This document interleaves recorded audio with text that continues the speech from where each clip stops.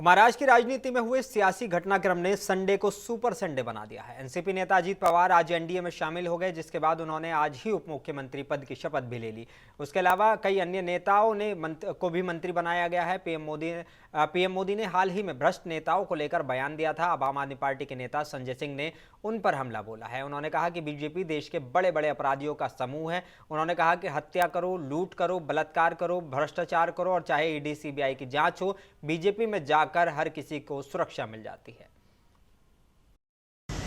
इस देश में भ्रष्टाचार के सबसे बड़े पोषक हैं। मोदी जी ने भ्रष्टाचार पर कार्रवाई की गारंटी तो 2 दिन पहले दी, लेकिन आज चक्की पिसिंग वाले, सिंचाई घोटाले में शामिल हजारों करोड़ के घोटाले का आरोप जिस अजीत पवार पे लगा, उसको महाराष्ट्र में उप मुख्यमंत्री बनाया।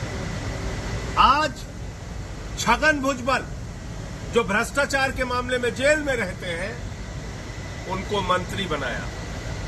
इसका मतलब नरेंद्र मोदी जी का एक ही नारा है, चाहे जितना बड़ा भ्रष्टाचार करो, चाहे जितनी बड़ी लूट करो, चाहे जितनी बड़ी गुंडागर्दी करो, चाहे महिला पहलवानों के साथ छेड़खानी करो, कुछ भी करो, लेकिन बीजेपी में शामिल हो जाओ, सारे पाप, गुनाह और भ्रष्टाचार धुल जाएंगे। तो मैं समझता हूं कि आज भारत के सभी टीवी चैनल नरेंद्र मोदी जी की आलोचना में अपने टीवी चैनल पे कार्यक्रम चलाएंगे।